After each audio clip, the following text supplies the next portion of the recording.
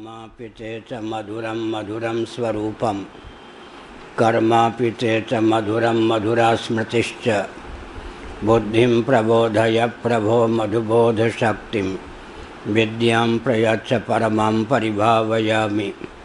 नारायणाखिलगुरो भगवन्नमस्ते, नारायणाखिलगुरो भगवन्नमस्ते, नारायणाखिलगुरो भगवन्नमस्ते।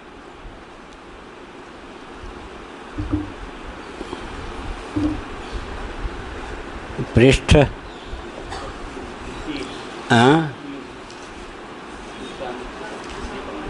नीचे से तीसरी।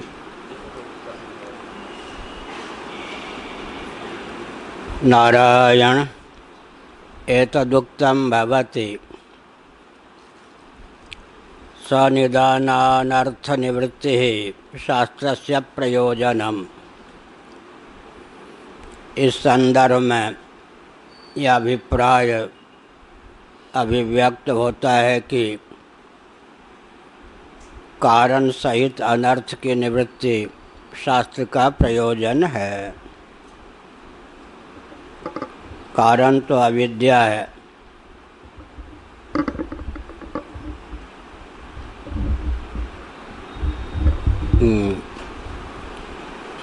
उस अविद्या के गर्भ से कामना प्रकट होती है,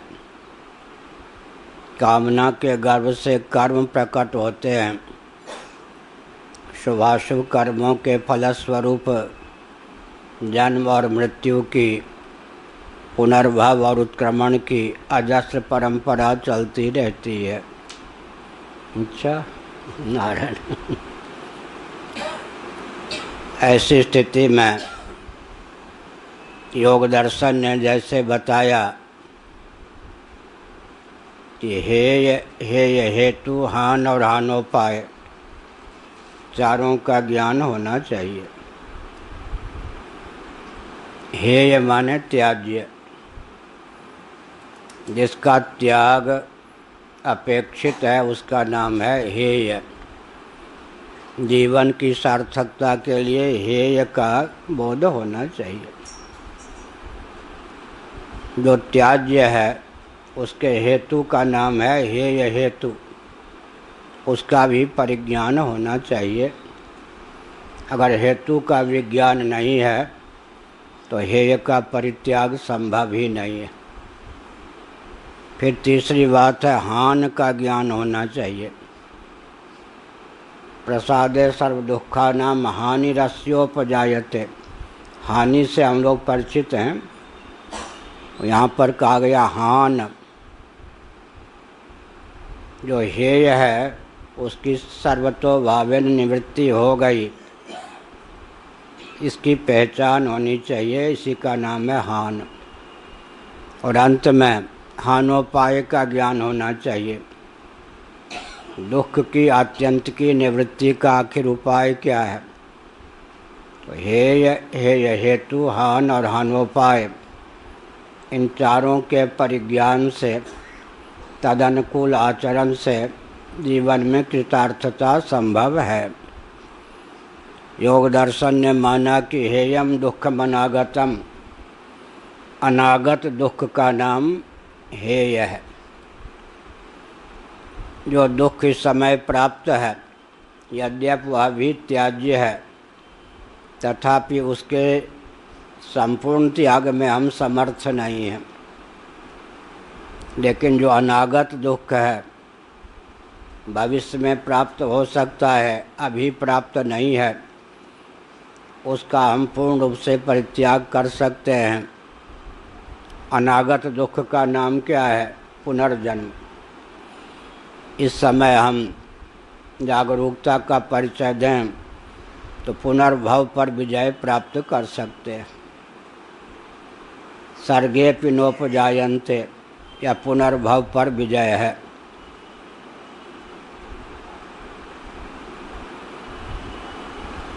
हेय क्या है? अनागत दुख। अनागत दुख का नाम पुनर्भव है। फिर हेय हेतु क्या है? उनके यहाँ अविद्या, अस्मिता, राग, द्वेष, अभिनिवेश, हमारे यहाँ भी अविद्या, काम और कर्म, और हान क्या है? दुखों की आत्यंत की निवृत्ति, पुनर्भव की संभावना ही न रह जाए, अनात्म वस्तुओं से विविक्त गुणमय भावों से अतीत जो आत्म तत्व है, तद्रूप होकर स्थिति का नाम मुक्ति है, वही हान है, समस्त दुखों की आत्यंत की निवृत्ति है। श्रीमद् भागवत ने मुक्ति को परिभाषित किया, मुक्तिर्हित्वा अन्यथा रूपम स्वरूपेण व्यवस्थिति, अन्यथा रूपम हित्वा स्वरूपेण व्यवस्थिति मुक्ति। फिर हानोपाय क्या है? दुख की आत्यंत की निवृत्ति का उपाय आत्मविद्या, यहाँ पर कहेंगे ब्रह्मात्म तत्व का एकत्व विज्ञान, योग दर्शन के अनुसार कहेंगे आत्मविद्या, आत्मानुरूप आत्मविज्ञान हो, अनात्म वस्तुओं के अनुरूप आत्म मान्यता का परित्याग, या जो मुक्ति का लक्षण है, या योग दर्शन, वेदांत दर्शन सर्वसम्मत। यहाँ तक कि जितने नास्तिक दर्शन हैं वे भी अगर अपनी सीमा में मुक्ति को परिभाषित करेंगे तो उनके यहाँ भी मुक्ति का स्वरूप यही होगा, मुक्तिर्हित्वान्यथा रूपम स्वरूपेण व्यवस्थिति। जिस दार्शनिक को जो अनात्मा मान्य है, उस अनात्मा के अनुरूप वह दार्शनिक आत्ममान्यता का परित्याग कर आत्मानुरूप आत्मस्थिति लाभ करता है, उस दर्शन और प्रस्थान के अनुसार वह मुक्त है। यह मुक्ति की सार्वभौम परिभाषा है। यहाँ कहा एतदुक्तम भवति सनिदानानर्थ निवृत्ति शास्त्रस्य प्रयोजनम, कारण सहित अनर्थ की निवृत्ति यही शास्त्र का प्रयोजन है। यहाँ पर शास्त्र का अर्थ हुआ वेदांत शास्त्र। वेदांत का अर्थ है वेदों का अंत, अंत माने सिद्धांत, वेदों का शिरोभाग। सांख्य कृतांते, कृतांत शब्द का प्रयोग किया गया गीता में, उसी को सिद्धांत कहते हैं। कृतांत सिद्धांत, अंत, अंत माने नाश नहीं, वेदों का शिरोभाग, उसी का नाम है वेदांत। ब्रह्मात्मैक विद्या तदुपाय, उपाय भी जैसे हे उपाय हमने कहा, उपाय क्या है? ब्रह्मात्मैक विद्या, आत्मा और ब्रह्म के एकत्व का विज्ञान, यही उपाय है। नान्यः पंथा विद्यते यनाय,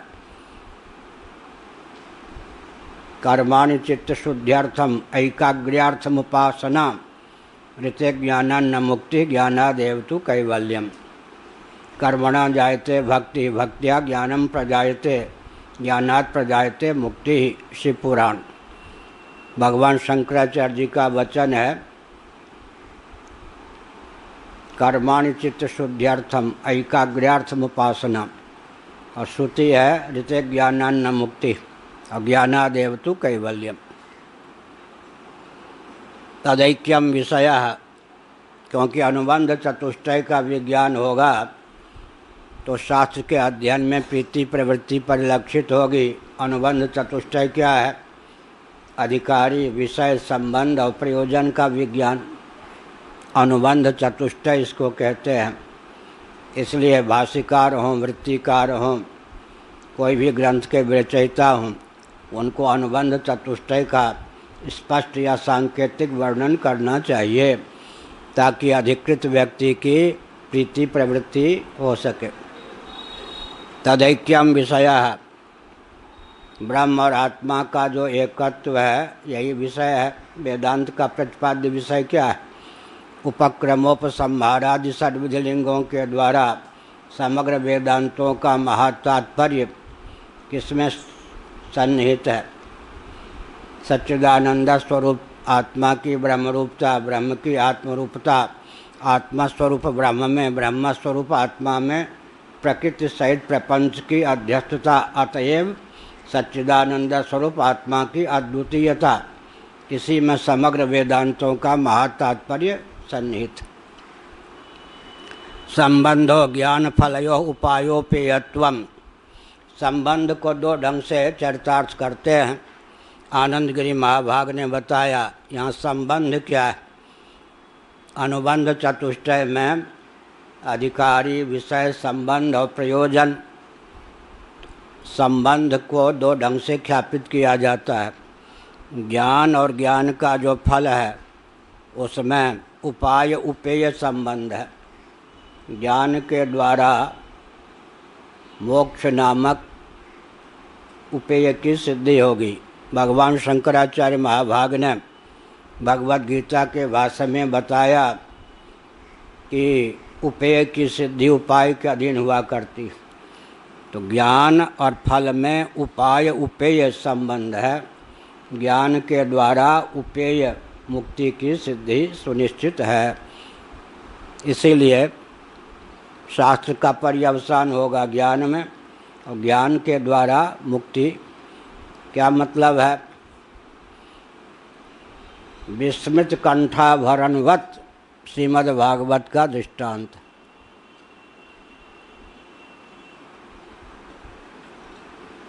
वेदों के दो कांड हैं, इसका विस्तार पूर्वक वर्णन चलेगा। भाष्य में हो गया आनंद गिरी के अनुसार। कर्म और ज्ञान। लोकेस्मिन् द्विविधा निष्ठा, यहाँ पर कर्म निष्ठा और ज्ञान निष्ठा, कर्मयोग और ज्ञान योग। कर्मयोग से हो जाता है, कर्म का अर्थ है धर्म, धर्म हो गया। और ज्ञान योग का प्रतिपाद्य विषय तो ब्रह्म है। धर्म और ब्रह्म वेदों का तात्पर्य। कर्मयोग के द्वारा धर्मानुष्ठान की सिद्धि होती है, सांख्य योग के द्वारा ब्रह्म का अधिगम होता है, या ज्ञान योग के द्वारा ब्रह्म का अधिगम होता है। वेदों का परम तात्पर्य धर्म और ब्रह्म में सन्निहित। वेदार्थ की निष्पत्ति पूर्वोत्तर मीमांसा के द्वारा होती है। पूर्व मीमांसा का प्रारंभ था तो धर्म जिज्ञासा इस सूत्र से होता है। उत्तर मीमांसा का प्रारंभ था तो ब्रह्म जिज्ञासा। वहाँ अधर्म भी है और ब्रह्म भी है। अथा तो धर्म जिज्ञासा में अधर्म भी छिपा हुआ है। अथातः अधर्म जिज्ञासा, जिसका परित्याग करना चाहते हैं उसका भी ज्ञान होना चाहिए। संग्रह त्याग न बिनु पहचाने। और अथातः अब्रह्म जिज्ञासा, जिससे अतिरिक्त व्यतिरिक्त अतीत हम ब्रह्म को जानना चाहते हैं उसका भी ज्ञान होना चाहिए। क्षेत्रज्ञ को जानने के लिए क्षेत्र का ज्ञान होना चाहिए या नहीं?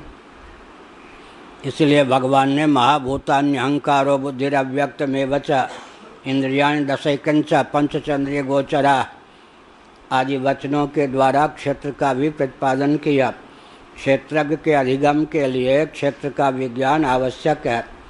संग्रह त्याग न बिनु पहचाने। तो धर्म और ब्रह्म में वेदों का तात्पर्य सन्निहित है। अंतर क्या है? धर्म परोक्ष होता है। अब सिद्ध योगी के लिए धर्म भी प्रत्यक्ष होता है, वो अलग बात।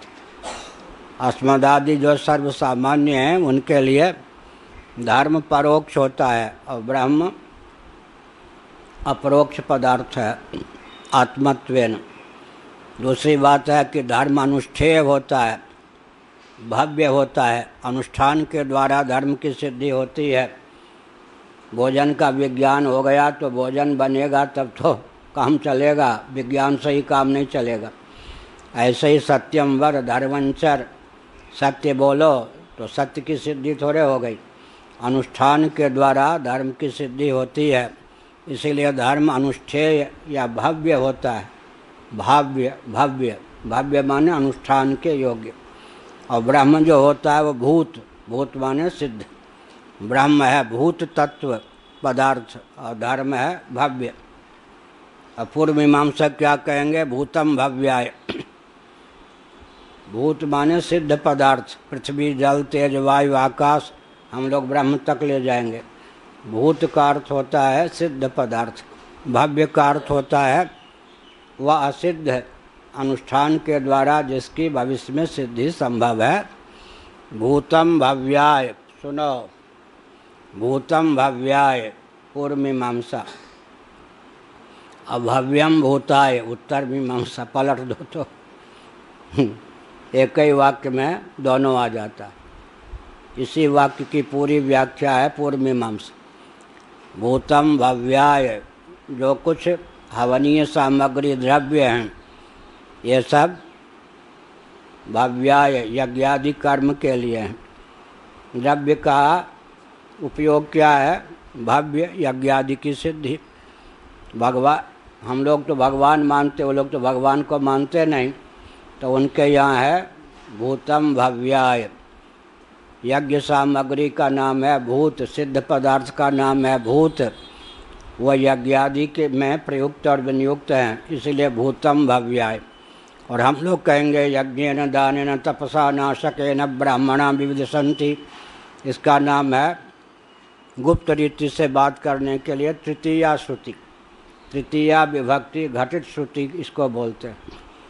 सामने वाला हमारा अभिप्राय न समझ सके, जानकार समझ ले, इसीलिए सांकेतिक भाषा में हम लोग बोलते हैं तृतीया श्रुति, और समझेगा तृतीया श्रुति का क्या अर्थ है। तो तृतीया विभक्ति घटित श्रुति। अब वो राम सुखदास जी ने हमको बुलाया सन 72 की बात, गीता पर परामर्श और मार्गदर्शन लेने के लिए 2 महीने अपने पास रखा।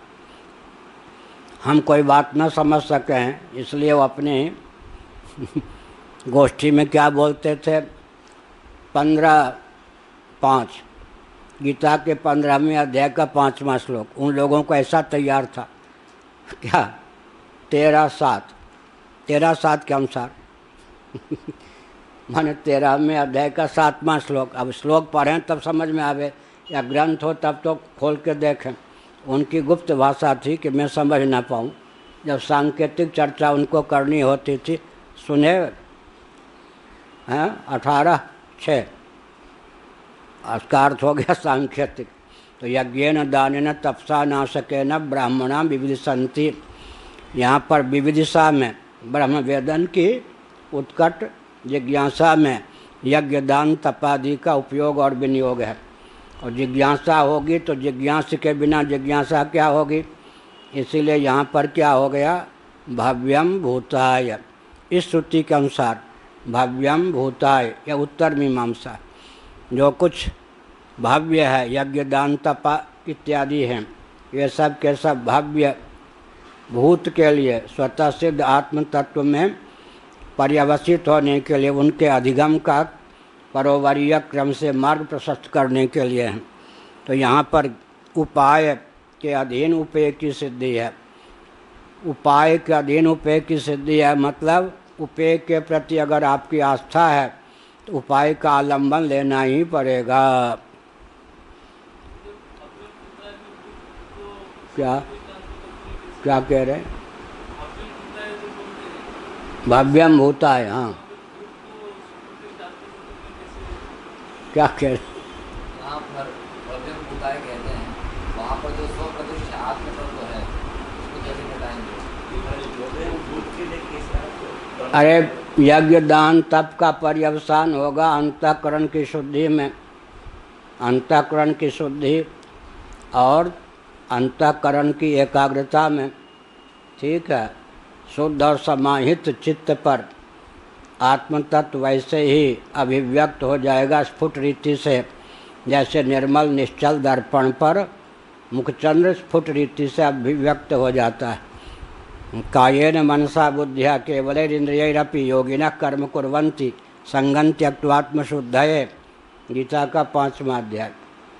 कायेन मनसा बुद्धिया केवलैरिन्द्रियैरपि योगिनः कर्म कुर्वन्ति, कर्म क्या हो गया भाव्य, उसका फल क्या है अंतःकरण की शुद्धि। अंतःकरण की शुद्धि फिर क्या आएगा, गीता का 6वां अध्याय योग आत्म विशुद्धये, यहाँ आत्मशुद्धये है वहाँ आत्म विशुद्धये। समाधि योग का आलम्बन लेंगे, कर्मयोग के बाद उपासना समाधि योग का आलम्बन लेंगे तो अंतःकरण विशुद्ध होगा। जब शुद्ध और विशुद्ध होगा तब श्रवण मनन निधिध्यासन में हम अधिकृत होंगे। श्रवण मनन निधिध्यासन का आलम्बन लेंगे तो आत्मदर्शन आत्म तत्व का अधिगम होगा, और आत्म तत्व का अधिगम होगा तो आत्मा ही भूत पदार्थ है।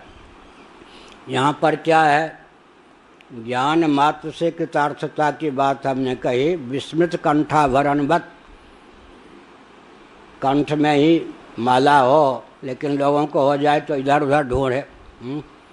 विस्मृत, अज्ञान मात्र से जिसकी अप्राप्ति है, ज्ञान मात्र से उसकी प्राप्ति हो जाती। तदर्थ कोई अतिरिक्त अनुष्ठान की अपेक्षा नहीं होती। क्या?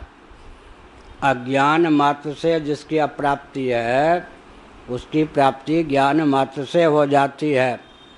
प्राप्ति के लिए पृथक से कोई प्रयास की अपेक्षा नहीं होती। इसमें दृष्टांत है भागवत में, विस्मृत कंठाभरणवत। एक आए पंडित जी, हम बच्चे खेल रहे थे जन्मभूमि में, नेपाल से आए थे, रिश्तेदार लगते थे। प्रणाम वणाम किया, आए बच्चे पानी पिलाओ, पानी पिलाया। वो सभागाछी जा रहे थे। 2 किलोमीटर आगे जाने के बाद लौट आए पंडित जी। ए बच्चे, तुम लोगों ने हमारी गठरी छिपा कर रख दी, बड़े शरारती हो, तुम्हारे माता पिता शिकायत करेंगे। हम लोग समझ गए गठरी तो पंडित जी के सर पर ही है। अब हम जब पानी पी रहे थे उस समय गठरी यहाँ रख के गए थे। तुम लोगों ने, चोर तो तुम लोग नहीं हो ये तो हम जानते हैं, लेकिन हमको परेशान करने के लिए बताओ 2 किलोमीटर दूर 2 मील जाके लौटे हैं। हम लोग कहें बिल्कुल शपथ खवा लीजिए पंडित जी, बिल्कुल हम लोगों ने कुछ शरारत नहीं की है। अब वो गाली बकने लग गए, बहुत परेशान है, सर पीटने लगे। हमने कहा पंडित जी जरा सर पे हाथ तो रखिए, सर के ऊपर क्या। अरे बच्चों अब गठरी सर पर, अब गाली हम लोग सुन रहे थे। क्या है? अज्ञान मात्र से जिसकी अप्राप्ति होती है, ज्ञान मात्र से उसकी प्राप्ति हो जाती है। कोई पृथक से प्रयत्न की आवश्यकता नहीं होती। इसीलिए का ज्ञान फलयो, ज्ञान मात्र से वो फल, मोक्ष रूप फल की प्राप्ति हो जाती। शास्त्र तद विषयो है, विषय विषयित्वम तदारंभम शास्त्रम इति। अब कहते शास्त्र उसे विषय का भी संबंध चरितार्थ कीजिए। यहाँ तो ज्ञान और उसके फल का संबंध हो गया, उपाय उपेय। शास्त्र उसके विषय का, तो विषय विषयी संबंध हो गया, प्रतिपादक प्रतिपाद्य संबंध हो गया, विषय विषयी, ये 2 संबंध हो गए। तो यहाँ पर ज्ञान और फल का संबंध और इधर शास्त्र उसके विषय का संबंध दिखा दिया। नारायण।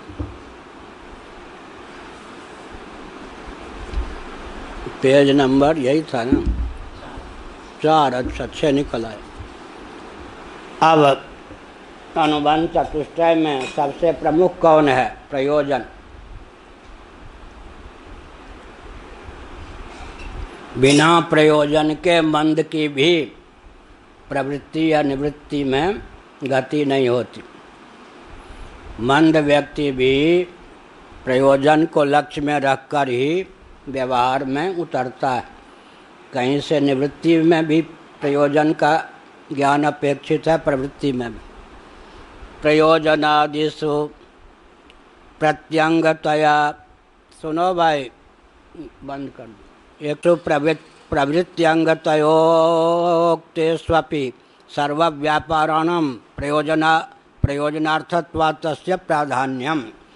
अब कहा यद्यपि अनुबंध चतुष्टय के अंतर्गत अधिकारी, विषय, संबंध और प्रयोजन चारों का उल्लेख होता है और यहाँ कर दिया, लेकिन इन चारों में प्रधानता किसकी है? प्रयोजन की। प्रयोजनादिषु प्रवृत्त्यंगतया, प्रवृत्ति में अंग कौन है? अनुबंध चतुष्टय। किसी कार्य में हमारी प्रवृत्ति कब होगी? जब अनुबंध चतुष्टय का ज्ञान होगा। प्रवृत्त्यंगतया उक्तेष्वपि, प्रवृत्ति में अंग रूप से न केवल प्रयोजन अपितु अधिकार आदि का भी वर्णन किया गया। तथापि, अपि माने तथापि, सर्वव्यापाराणां प्रयोजनार्थत्वात् तस्य प्राधान्यम। जितने भी व्यापार होते हैं, व्यवहार होते हैं, सबके मूल में प्रयोजन सन्निहित होता है। अतः प्रयोजन की ही प्रधानता है। प्रयोजन, अब प्रयोजन की सिद्धि चाहने वाला अधिकारी हो जाएगा क्या? इस प्रकार से इन अनुबंध चतुष्टय में प्रधानता किसकी है? प्रयोजन की। उक्तम ही पूर्वाचार्य मनीषियों ने, महान भावों ने कहा भी है, सर्वस्यैव हि शास्त्रस्य कर्मणो वापि कस्यचित् यावत् प्रयोजनं नोक्तं तावत् तत्केन गृह्यते। सर्वस्यैव हि शास्त्रस्य कर्मणो वापि कस्यचित्, चाहे कोई कर्म हो, चाहे कितने भी शास्त्र हों, यावत् प्रयोजनम नोक्तम, जब तक कर्म का या शास्त्र का प्रयोजन नहीं कहा जाता, तावत् तत्केन गृह्यते, तब तक उसमें प्रवृत्ति किसकी होगी? किसके द्वारा वह गृहीत होगा? शास्त्राध्ययन में प्रवृत्ति कैसे होगी? अमुक कर्म में भी प्रवृत्ति कैसे होगी? अतः अनुबंध चतुष्टय में मुख्यता किसकी है? प्रयोजन की। सबसे पहले प्रयोजन, इसी का नाम है बनियावृत्ति। क्या मिलेगा? यहीं से प्रारंभ होता ना व्यापार। क्या मिलेगा? तो वृंदावन की घटना है सच्ची। एक बनिया आ गए सिद्ध महात्मा के पास। महाराज, वो राजस्थानी भाषा में बोले, मैं तो राजस्थानी नहीं जानता, क्या मिलेगा सत्संग से? केवल गाल बजाने से। उन्होंने कहा बनिया है कि? हाँ महाराज बनिया हूँ। तो यहाँ भी व्यापार के लिए आ गया। ट्रेन में आ रहा था पुरी की ओर, एक कोई व्यापारी मिल गए। मैं स्नान घर से लौट रहा था। महाराज, मैंने सुना आप शंकराचार्य हैं। हमने कहा सुना होगा। महाराज, मैं सत्यानंद जी महाराज का शिष्य हूँ। हमने कहा हो गए। फिर कहा महाराज मैं बनिया हूँ। मैंने कहा हो गए। आप सुनिए, तो गोबर कहीं भी गिरता है तो वहाँ की धूल को कम से कम अपने साथ ले लेता है। हम बनिया हैं, हम तो जा रहे हैं कटक या भुवनेश्वर कहा व्यापार के लिए। पता चला आप शंकराचार्य हैं। यहीं एक दो प्रश्न कर लेता हूँ ताकि लाभ ये भी हो जाए। व्यापार का लाभ तो होगा ही, हम तो बनिया हैं, हम तो लाभ उठाने में चतुर हैं। हमने कहा बढ़िया बात है, पर शौचालय के पास ब्रह्म ज्ञान नहीं मिलता। हम भगे उसके पिंड चुरा के। इसीलिए कहा सर्वस्य भी शास्त्रस्य कर्मणो वापि कस्यचित्, कोई कर्म ही क्यों ना हो, उसके प्रयोजन का जब ज्ञान होगा तब उस कर्म के अनुष्ठान में प्रीति प्रवृत्ति परिलक्षित होगी। शास्त्र में भी, किसी शास्त्र में तब प्रीति प्रवृत्ति होगी जब शास्त्र के प्रयोजन का परिज्ञान होगा। यावत् प्रयोजनम नोक्तम तावत् तत्केन गृह्यते। तथा च शास्त्रारंभोपयिकम प्रयोजनमेव नाम व्युत्पादन द्वारा व्युत्पादयति सेयम इति। जबकि बात ऐसी है, इसलिए औपयिकम का अर्थ होता है प्रयोजकम। शास्त्रारंभ, शास्त्र का, यह जो वेदांत शास्त्र है बृहदारण्यक उपनिषद, उसके आरंभ का जो प्रयोजक है वो तो प्रयोजन ही है ना। उसी का व्युत्पादन सम्यक रीति से कथन करने के लिए भगवत पाद शंकराचार्य महाभाग सेयम इत्यादि पंक्ति का उपयोग करते हैं। यह जो पृष्ठ 5 पर है मूल भाष्य, सेयम षडध्यायी वाला। हाँ, अरे 5 पर है। महाराज जी सोए मत, ये आपका होने दीजिए, हम क्या करें। यहाँ सेयम कहाँ लिखा है? अच्छा, उधर से लिया है, कोई बात नहीं, देने दीजिए। पूर्व पृष्ठ वाला सेयम लिया, वहाँ भी सेयम है, चलो वहाँ से ले लो। तो क्या हुआ? सेयम इति अध्यात्म शास्त्रेषु प्रसिद्धा सनिहिता छात्र ब्रह्मात्मैक्य विद्या तन्निष्ठानां सर्वकर्म संन्यासिनां सनिधानस्य संसारस्य अत्यंत नाशकत्वाद भवति उपनिषद शब्द वाच्या। लो जी, अब बृहदारण्यक के आगे क्या लिखते हैं? कहते हैं उपनिषद बृहत, आरण्यक, उपनिषद तीनों पदों का अर्थ करना चाहिए। बृहत माने भाव और कलेवर दोनों से विस्तृत, गंभीर। बृहत का अर्थ है यहाँ पर भाव भी बृहत है, गंभीर है। कलेवर भी ग्रंथ का बृहत है। बृहत माने भाव की दृष्टि से और कलेवर की दृष्टि से जो विशद हो। आरण्यक का अर्थ होता अरण्य विद्या हो। घर में मौज मस्ती प्राप्त करते हुए यह विद्या प्राप्त नहीं हो सकती। अरण्यवासी महर्षियों ने त्याग, तप, विद्या, संयम का परिचय देकर इस विद्या को प्राप्त किया, इसलिए आरण्यक है। और अंत में उपनिषद, उपनिषद समीपता से, पूर्ण रूप से दुख और उसके जो मूल है उसको शिथिल करने में समर्थ और आत्यंतिक विलुप्त करने में, विलोप करने में समर्थ, उसका नाम उपनिषद है। अध्यात्म शास्त्रेषु प्रसिद्धा सन्निहिता च अत्र ब्रह्मात्मैक विद्या। अध्यात्म शास्त्रों में प्रसिद्ध है और इस संप्रति जो बृहदारण्यक उपनिषद प्राप्त है उसमें सन्निहित है। वो क्या है? ब्रह्म और आत्मा के एकत्व का विज्ञान, ब्रह्मात्मैक्य विद्या, अध्यात्म विद्या, विद्यानाम तन्निष्ठानाम सर्वकर्म संन्यासिनाम। तन्निष्ठ जो होते हैं, ब्रह्मात्म तत्व के प्रति आस्थान्वित जो महानुभाव होते हैं, वो कौन होते हैं? सर्वकर्म संन्यासी। श्रौतस्मार्थ सकल कर्म के त्याग से संपन्न जो सन्यासी हैं, उन्हीं का इस विद्या में अधिकार है।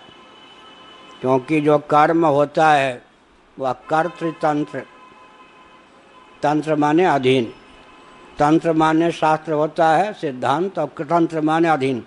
स्वतंत्र परतंत्र में जो तंत्र शब्द है अधीनता के अर्थ में है। तो कर्तृतंत्र माने कर्ता के अधीन कर्म होता है। उसी के लिए दूसरा शब्द है पुरुष तंत्र, पुरुष के अधीन कर्म होता है। और जो ज्ञान है वो प्रमाण के अधीन होता है या वस्तु के अधीन होता है। दोनों में गति और स्थिति के समान भेद है। स्वतंत्र कर्ता, कर्म की सिद्धि कर्ता के अधीन है, कर्तृतंत्र कर्म होता है। और ज्ञान जो होता है वस्तु तंत्र या प्रमाण तंत्र होता है। कल हमने उदाहरण दिया था, यात्रा करने जा रहे हैं, कदम उठाया गंतव्य की ओर, न चाहते हुए भी किसी ने चीख मार दी। अगर बहरे नहीं हैं, अमनस्क नहीं हैं, तो भले ही रुचिकर ना हो, अमंगल सूचक हो, चीख सुनने के लिए हम बाध्य हैं। क्यों? ज्ञान जो है हमारे अधीन नहीं। ज्ञान जो होता है प्रमाण तंत्र या वस्तु तंत्र। जो वस्तु जैसी है उसको वैसे ही समझेंगे तो प्रमाण नाम होगा, यथार्थ ज्ञान होगा। इसीलिए देवताओं की स्तुति क्यों करते हैं? भद्रम करणे भी, जहाँ हम परतंत्र हैं वहाँ देवता स्वतंत्र। इंद्रिय अध्यात्म के प्रेरक कौन होते हैं? देवता। लेकिन हम देवता नहीं हैं अभी।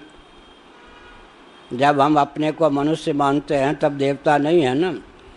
जब हम जीव मानते हैं तो देवता से उत्कृष्ट हो जाते हैं। जब तक मनुष्य, ब्राह्मण इत्यादि की मान्यता है देहानुरूप, तब तक देवताओं से उत्कृष्ट हैं। तो देवता क्या करते हैं? भद्रम करणे भी, कान के देवता दिख, वो क्या? उनके अनुग्रह से हमको भद्र श्रवण ही प्राप्त हो। देवताओं का जो श्री विग्रह होता है पितरों का, श्रीमद् भागवत के 7वें स्कंध के अनुसार द्रव्य सूक्ष्म विपाकात्मक होता है। द्रव्य सूक्ष्म विपाकात्मक माने पुण्यसार सर्वस्व होता है। देवताओं की नासिका में क्या विचित्रता होती है? मीठा मीठा थूक, कड़वा कड़वा थूक, मीठा मीठा हब, मीठा मीठा थूने, मीठा मीठा हब, कड़वा कड़वा थूक। दुर्गंध को लेने की क्षमता उनकी नासिका में नहीं होती, क्योंकि पुण्य सार सर्वस्व से उनको नासिका की प्राप्ति होती। अतीन्द्रिय नासिका इंद्रिय, पुण्य की प्रगल्भता, ऊर्ध्वम गच्छन्ति सत्वस्था, इसलिए देवता की नासिका से दुर्गंध का ग्रहण होता ही नहीं। पुण्यो गंध पृथिव्याम च, हमारे आपके प्रमाद से दुर्गंध है पृथ्वी में, स्वतः पृथ्वी में सुगंध ही है। तो देवता की नासिका में यह विशेषता है कि उनकी नासिका से दुर्गंध का ग्रहण हो ही नहीं सकता। और किसी को रोग हो जाए तो सुगंध का ग्रहण नहीं होता है मनुष्यों में, अथवा सुगंध और दुर्गंध दोनों का ग्रहण प्राप्त करने के लिए हम क्या हैं, विवश हैं। तो हमसे ऊंचे हो गए ना देवता। तो सामान्य नियम है कि जो ज्ञान होता है वो देवताओं की दृष्टि से भी विचार करें तो क्या होता है, प्रमाण तंत्र होता है या वस्तु तंत्र होता है। इसीलिए दोनों में, कर्म निष्ठा में, ज्ञान निष्ठा में अंतर है। बीच की जो उपासना है उसका भी अंतर्भाव, क्योंकि पुरुष कर्तृक होने के कारण कर्म में हो जाता है। तो कर्मोपासना दोनों ले लें, उसकी निष्ठा से पृथक निष्ठा ज्ञान की है। तो सर्वकर्म सन्यासी नाम, सर्वकर्म सन्यासी का मतलब क्या है, कर्म को पारंगत होने के बाद सर्वकर्म सन्यासी। अब एक व्यक्ति OI से लेकर MSc तक या आचार्य तक की कक्षा का मुख भी न देखे तो उसका नाम हो जाएगा कि विश्वविद्यालय का त्यागी। अरे ग्रहण ही नहीं किया तो त्याग क्या होगा। इस जन्म में या पूर्व जन्मों में क्या, जिसने स्ववर्णाश्रम धर्म का विधिवत निष्काम भाव से अनुष्ठान किया और आरुरुक्षोर मुनेर योगम कर्म कारण मुच्यते, योगारूढ़स्य तस्यैव समः कारण मुच्यते, सम संपन्न हो गया, कर्मों के त्याग का बल और वेग जीवन में प्रतिष्ठित हो गया। ऐसा जो कर्म सन्यासी है, योगारूढ़ होना चाहता है, लेकिन योगारूढ़ होने का बल वेग जीवन में प्रतिष्ठित नहीं है, उसका नाम है आरुरुक्ष। गीता 6 अध्याय 3-4 श्लोक। और योगारूढ़ हो गया, सम, कर्म का फल है सम, सम का अर्थ है संन्यास की योग्यता। कर्म क्या हुआ, कर्मेंद्रियों में कर्म के प्रति, ज्ञानेंद्रियों में भोग के प्रति बल और वेग न, प्रीति प्रवृत्ति न हो, और अंतःकरण क्या है, सुगमता पूर्वक प्रत्याहार धारणा के बल पर आत्मचिंतन के अनुकूल बन जाए, तब कर्म संन्यास की प्रशस्त योग्यता प्राप्त होती है। यदा ही नेन्द्रियार्थेषु न कर्मस्वनुसज्जते सर्वसंकल्प सन्यासी योगारूढ़स्तदोच्यते। कर्मेंद्रियों में कर्म के प्रति प्रीति प्रवृत्ति शेष न रह जाए। प्रवृत्ति तो ज्वर इत्यादि की स्थिति में तमोगुण की प्रगल्भता में भी शिथिल हो जाती, इसलिए मैंने प्रीति शब्द जोड़ा। और दंभी व्यक्ति भी विषय का ग्रहण छोड़ देते हैं, मिथ्याचार, इसलिए मैंने प्रीति शब्द जोड़ा। कर्मेंद्रियों में कर्म के प्रति, ज्ञानेंद्रियों में शब्दादि विषयों के प्रति प्रीति प्रवृत्ति न रह जाए। प्रत्याहार युक्त धारणा के द्वारा चित्त भगवत तत्व के श्रवणादि के अनुकूल बन जाए, तब व्यक्ति को कर्म संन्यास का प्रशस्त अधिकार प्राप्त होता है। ऐसा जो व्यक्ति है उसको कर्म संन्यासी कहते हैं। सर्वकर्म सन्यासी नाम कहा। निषिद्ध कर्म भी कर्म है, उसका भी संन्यास चाहिए। काम्य कर्म भी कर्म है, उसका भी संन्यास चाहिए। और अंत में नित्य कर्म भी कर्म है, प्रायश्चित भी कर्म है। कर्म के जितने प्रभेद हैं उनका संन्यास। सनिदानस्य संसारस्य अत्यंत नाशकत्वात्,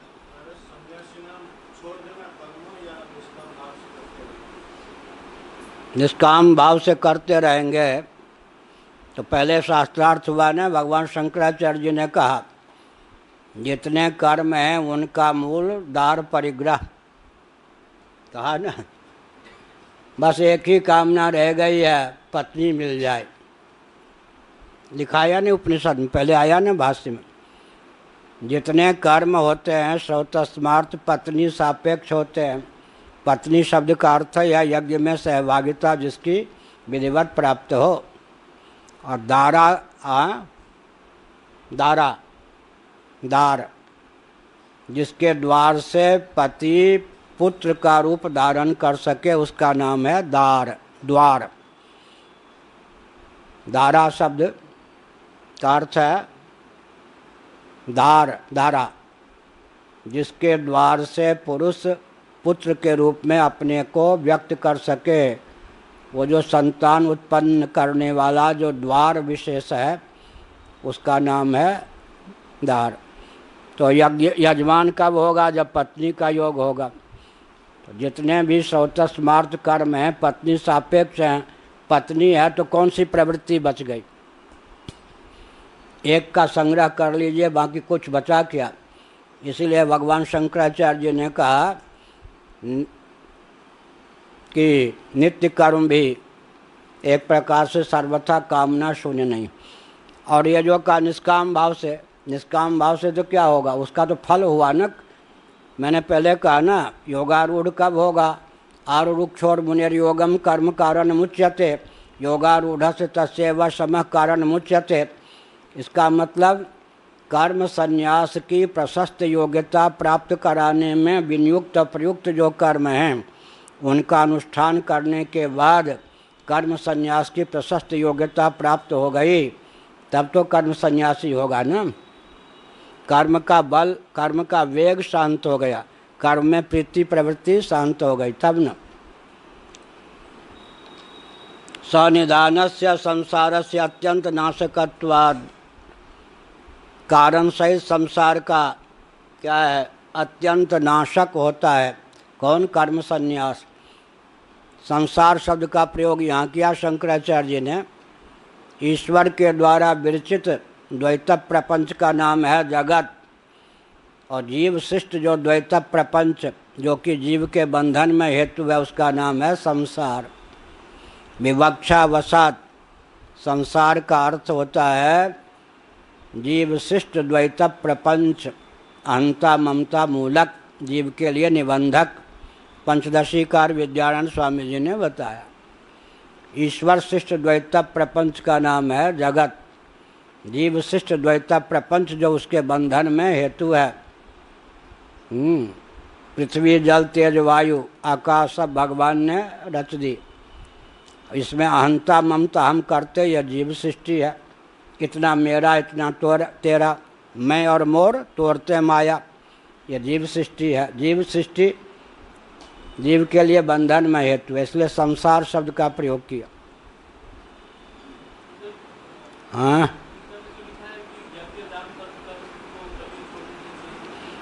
किनको नहीं छोड़ना चाहिए? पावनानि मनीषिणाम कहा ना 18वें अध्याय में।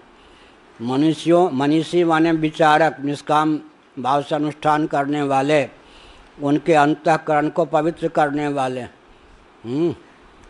निष्कर्म सिद्धिम परमाम संन्यासे नाधिगच्छति, एक ही वचन है गीता में। क्या गीता का 18वां अध्याय क्या है?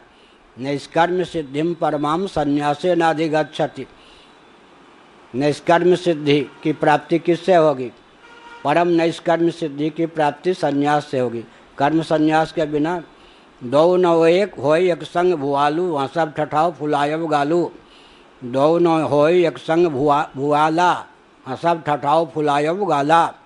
एक काला वच्छेदेन, एक साथ ठहाका मार के रहना और गाल फुला के, ठहाका मार के हंसना और गाल फुला के रहना संभव नहीं।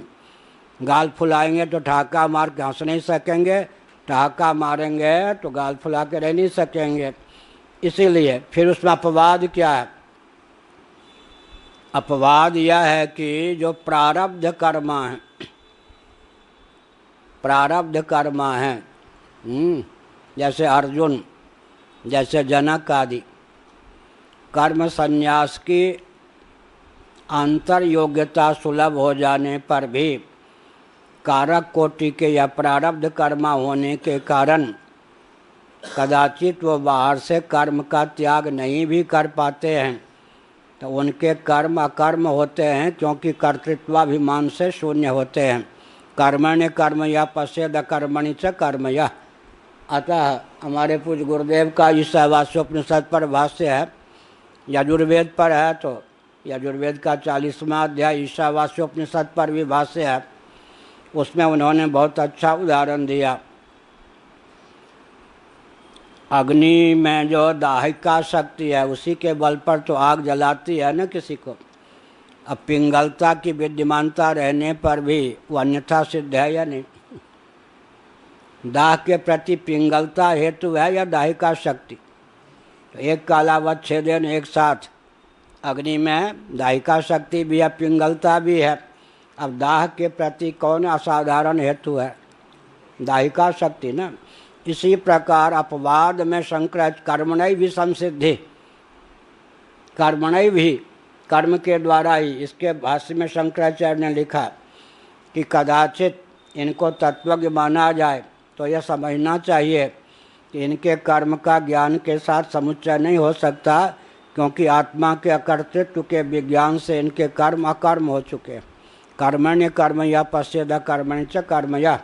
तो जैसे अग्नि में पिंगलता होने पर भी दाह के प्रति असाधारण हेतु पिंगलता को प्राप्त नहीं है, बल्कि दाहिका शक्ति को ही प्राप्त है, उसी प्रकार से किसी तत्वज्ञ में बाहर से कर्म परिलक्षित होने पर भी अगर वह मुक्त है तो उसके मोक्ष में क्या है?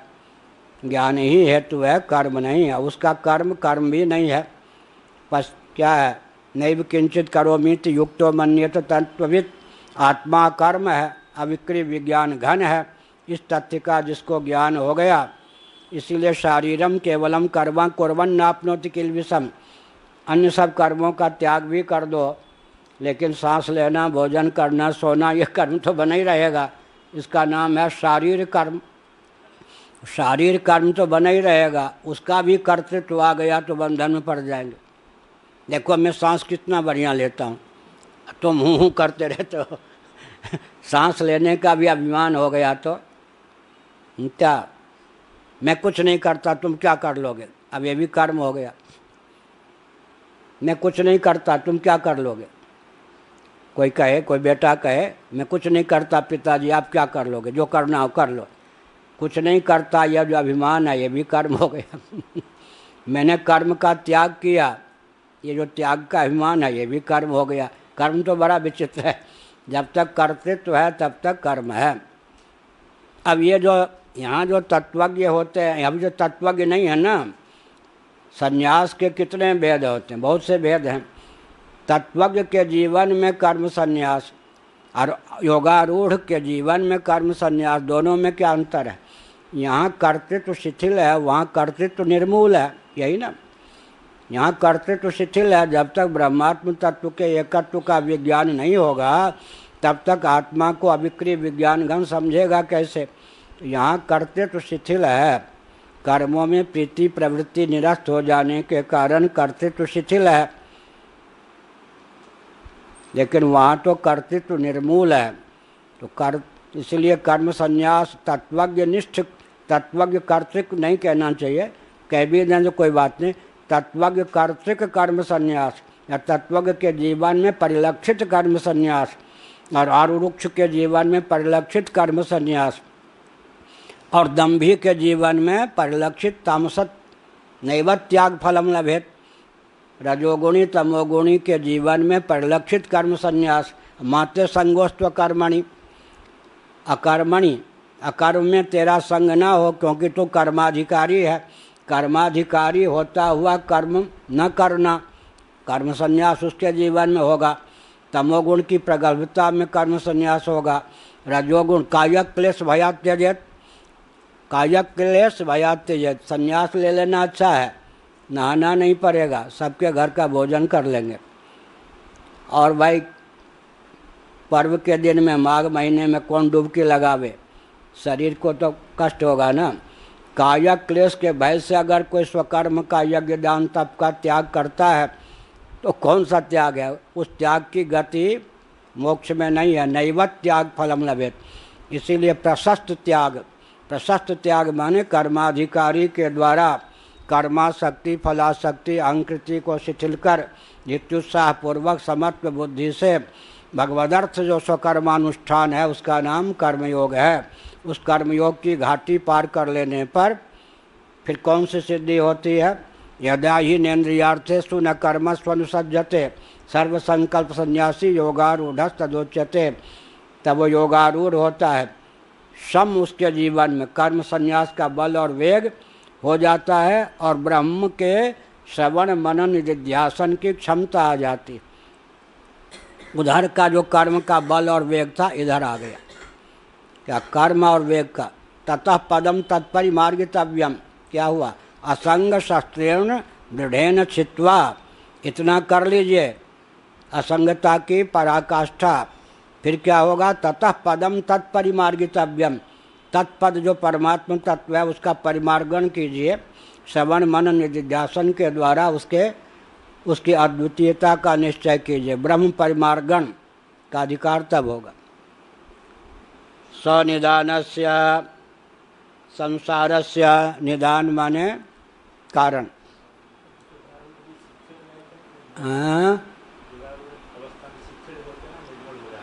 क्या कह रहे?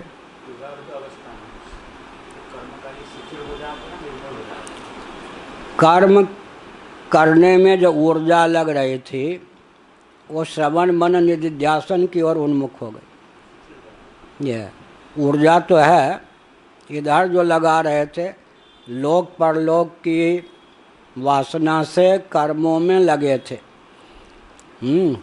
अब क्या है? भगवत तत्व। सीधी बात है, 3 शब्दों का प्रयोग है भाष्य में बृहदारण्यक में। अनात्म काम, आत्म काम, आप्त काम। आप्त काम से का स्पृहा मांडूक्यकारिका। तो अनात्म वस्तुओं की कामना हट गई और अनात्म वस्तुओं की कामना हट जाने पर कालांतर में अनात्म वस्तुओं को प्राप्त करने के लिए जो कर्म का बल और वेग था वो भी शांत हो गया। अब ऊर्जा तो हमारे पास है, वो उस ऊर्जा को किधर लगा दिया? भगवत तत्व के श्रवण मनन निधिध्यासन में। तो यह हो गया कर्म संन्यास। यह है अयोगारूढ़ के जीवन में। अब वो कर्म वाली जो शक्ति थी बहिर्मुखता वाली, वो चली गई भगवत तत्व के अनुसंधान में। सीधा सा रहस्य है, ये हेलीकॉप्टर हो या भारतीय यान हो, उसका जो पायलट होता है कुछ समय तक अपने यान को पृथ्वी पर चलाता है। पृथ्वी पर चलाना उद्देश्य नहीं है, पृथ्वी को छोड़ने के अनुकूल बल और वेग यान को प्राप्त हो सके, इस उद्देश्य से पृथ्वी पर यान को चलाता है। और अंत में उस बल वेग का उपयोग क्या करता है? नभो मार्ग से गंतव्य तक पहुंचने में हुआ ना। और एक बस इत्यादि को जो चलाते हैं उनका लक्ष्य क्या है? बल और वेग अर्जित करके फिर मार्ग भूमार्ग से ही यात्रा करना। दोनों का अंतर हो गया ना। तो कर्म की 2 विधा है। कर्म के बल और वेग को शांत करने के लिए जो कर्म है वो क्या है? निष्काम कर्मयोग। कर्म और कामना के वेग को और बढ़ाने के लिए, वृद्धि के लिए जो कर्म है वो सकाम कर्म है, काम्य कर्म है। ये हुआ ना। भगवान शंकराचार्य ने लिखा कि कर्म एक ही है। कामी व्यक्ति ने छोड़ दिया तो उसका नाम काम्य हो गया, निष्काम व्यक्ति ने छोड़ दिया तो उसका नाम निष्काम हो गया। क्या वस्तु तो एक ही है ना। कर्म यज्ञ है। अब यज्ञ जो है क्या, सकाम व्यक्ति ने छोड़ दिया तो उस यज्ञ का नाम हो गया काम्य। निष्काम व्यक्ति के द्वारा अनुष्ठित हुआ तो उसका नाम हो गया निष्काम कर्म। कर्म तो एक ही हुआ ना। कर्ता की योग्यता के आधार पर उसका काम्य नाम हो गया, अन्यथा काम्य नहीं हुआ, निष्काम कर्म हो गया। क्या हुआ? आपका प्रश्न है। हाँ,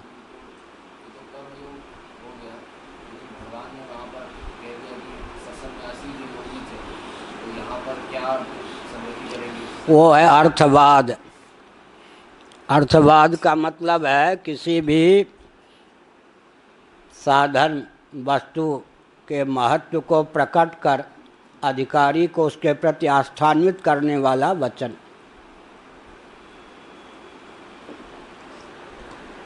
न निरग्निर न चाक्रिया, आगे ये भी लिखा है।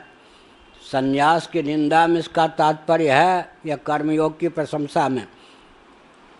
निरग्नि कौन होते हैं? सन्यासी। अक्रिय कौन होते हैं? सन्यासी। निष्कर्मी परमाम सिद्धिम सन्यासी न अधिगच्छति, ये भी भगवान का वचन है। दोनों वचन टकरा जाएगा। नहीं निंदा निंद्यम निंदितुम प्रवर्तते अपितु विधेयम स्तोतुम, एक नियम है। निंद की निंदा में निंदा का तात्पर्य न होकर विधिष्ठित अर्थ की प्रशंसा में निंदा का तात्पर्य होता है। आपके समान भी कोई पंडित है क्या? इसका मतलब अन्य पंडितों की पगड़ी उछालने में इस वाक्य का तात्पर्य नहीं है क्या?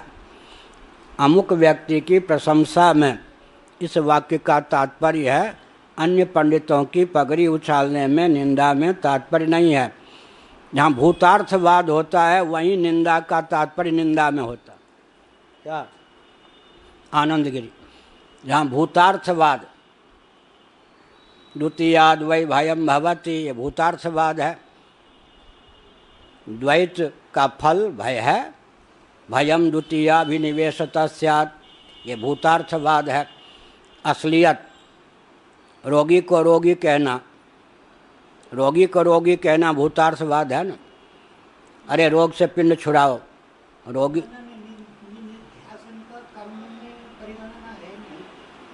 किसका? ऐसा है कि चेष्टा मात्र का नाम कर्म लेते हैं तब है, लेकिन वो श्रवण मनन निधिध्यासन हुआ कब? लोक वेद प्रसिद्ध कर्मयोग का संतरण हो गया, कर्मयोग ने अपना फल दे दिया, उसके बाद हुआ ना वो। उसका नाम जो कर्म कहेंगे, श्रवण भी कर्म है, मनन भी कर्म है, निधिध्यासन भी कर्म है, लेकिन उस कर्म का विनियोग कहाँ है? श्राव्य तत्व के का श्रवण होगा, मंतव्य तत्व जो है उसका मनन होगा, निधिध्यासितव्य जो तत्व है उसका होगा, वो है अविक्रिय विज्ञान घन। इसलिए इस कर्म का उपयोग और विनियोग सर्वथा तत्व साक्षात्कार में हुआ ज्ञानार्थ है। ये ज्ञानार्थ इस प्रकार के मानस व्यापार का उपयोग है। ये मानसव व्यापार है। कौन सा? श्रवण भी, मनन भी, निधिध्यासन मानसव व्यापार है। लेकिन इनका जो विषय है आत्मा वार्य द्रष्टव्य, श्रोतव्य, मंतव्य, निधिध्यासितव्य, तो दर्शनीय, श्रवणीय, मननीय, निधिध्यासितव्य कौन हो गया? ध्येय कौन हो गया? जो अविक्रिय विज्ञान घन है। तो यह जो चेष्टा है, मानस चेष्टा, उसका उपयोग और विनियोग लौकिक वैदिक कर्मानुष्ठान में नहीं है, भगवत तत्व के विज्ञान में है। इसलिए इसको कहते हैं शास्त्रों में विनियोग। दूसरे घर की बेटी चौवे घर में चली गई, अब क्या हो गया उसका? विवाह के बाद चौवे नाम हो गया, विनियोग। गंगा का विनियोग हो गया समुद्र में। ऐसे ये जो मानस व्यापार रूप कर्म है, इसका विनियोग किस में हो गया? परम तात्विक अकर्म में। विनियोग की दृष्टि से अकर्म है संन्यास, कर्म नहीं है, विनियोग की दृष्टि से। वैसे तो भगवान ने गीता के 18वें अध्याय में ब्रह्म कर्म स्वभावजम, समाधि को भी कर्म कह दिया विवक्षावसात। गीता के 18वें अध्याय में समाधि और शम संन्यास है या कर्म है, इसका नाम है विवक्षावसात। शम क्या है? योगारूढ़ तस्यैव आगे शम, शम तो संन्यास है, लेकिन गीता में शम धमादि जब ब्रह्म कर्म माने गए तो उनका भी नाम हो गया कर्म। विवक्षावसात कर्म कहने पर भी उनका उपयोग और विनियोग अविक्रिय विज्ञान घन आत्मा के बोध में है, विनियोग की प्रधानता से। बहुत बढ़िया है। संपूर्णानंद जी ने एक ब्राह्मणों पर आक्षेप किया, संपूर्णानंद जी ने, गणानान्त्वा गणपतिग्वं हवामहे, ये सनातनी कितने पागल हैं। मैं नहीं कह रहा, संपूर्णानंद जी। अश्वमेध के प्रकरण में गणानान्त्वा मंत्र है, गणेश जी का वहाँ नाम कुछ नहीं, गणेश जी का कोई प्रकरण नहीं। ये पागल है सनातनी, इनको इतना भी ज्ञान नहीं है कि अश्वमेध याग के प्रकरण में यह मंत्र पठित है, ऐसे गणेश जी की पूजा करने लग गए। ये बिल्कुल पागलपन है, इनको वेद का ज्ञान ही नहीं है। संपूर्णानंद जी ने आक्षेप कर दिया। महाराज से लोगों ने कहा महाराज बचाइए पूज्य गुरुदेव से। उन्होंने कहा अरे अब संपूर्णानंद का मैं खंडन करूं, स्तर की बात नहीं, मैं युक्तियां बता देता हूं, किसी नाम से तुम प्रकाशित कर दो। तब तक बहुत से वैदिकों ने खंडन किया था, संपूर्णानंद ने फेल कर दिया। पूज्य गुरुदेव के नाम के बिना ही जब तथ्य आया, उन्होंने कहा इसमें दम है। फिर क्या है, ये हमारे पास उपनिषद भी है, स्मृतियाँ तो हैं ही। हमारे पास एक उपनिषद है अष्टोत्तर शत में, उसमें लिखा है, भगवती संबंधी उपनिषद है, गणानान्त्वा इस मंत्र के द्वारा गणपति की आराधना करें। प्रकरण क्या है, अर्थ क्या है, विनियोग इतना बलवान होता है, न प्रकरण देखता है न अर्थ देखता है। वचन के बल पर जिस कर्म जहाँ विनियोग हो जाए वहाँ वो विनियुक्त हो जाएगा, जहाँ के लिए विनियोग कह दिया गया वहाँ विनियुक्त हो जाएगा। तो श्रुति स्मृति में ऐसे वचन हैं, त्रिपुरा तापनी उपनिषद में हो सकता है, गणानान्त्वा इस मंत्र का विनियोग गणपति की पूजा में है। तो विनियोग इतना बलवान होता है, न वो प्रकरण देखता है न मंत्र का अर्थ देखता है, विनियोग हो गया तो हो गया। इसी प्रकार यहाँ पर वो जो श्रवणादि हैं, मननादि हैं, ये कर्म सरीखे मानसव व्यापार सरीखे परिलक्षित होने पर भी इनका विनियोग क्या है, इनका विनियोग है अविक्रिय विज्ञान घन ब्रह्मात्म तत्व के बोध में। इसीलिए इनका पर्यवसान अकर्म में है। इसलिए अतः अकर्म में पर्यवसान होने के कारण विनियोग की दृष्टि से इनको हम कर्म नहीं कहते। हो गया, अब कहाँ था, संसार से अत्यंत नाशकत्वाद भवति उपनिषद शब्दवाच्या। यह जो ब्रह्मात्म तत्व का एकत्व विज्ञान है, उपनिषदर्थ है, उपनिषद शब्द के द्वारा इस विद्या को हम कह सकते हैं, क्योंकि उपनिषद शब्द का जो अर्थ होता है व्याकरणों की विधा से विचार करने पर वह इसमें पूर्ण चरितार्थ। उपनिषदम भव ब्रूहि इत्याद्या च श्रुति ही, ये सब श्रुतियाँ हैं। गुरुवर मेरे प्रति उपनिषद का कथन कीजिए ऐसा। तस्माद उपनिषद शब्द वाच्यत्वेप्येतावानर्थो लभ्यते तत्रा उपनिषद उपनिपूर्वस्य इति। जबकि बात ऐसी है, इसलिए उपनिषद शब्द का जो वाच्य है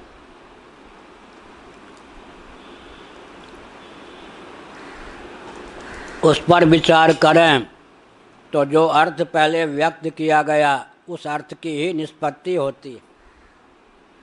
उपनिपूर्व, उपनिषद उसी को आनंदगिरी कहते हैं कठोपनिषद के भाष्य में। और यहाँ शंकराचार्य जी ने उपनिषद शब्द के अर्थ को वैयाकरणों की दृष्टि से ख्यापित किया। अस्यार्थः, इसका अर्थ क्या है, सदृली विसरण गत्यवसाधनेषु इति स्मर्यते।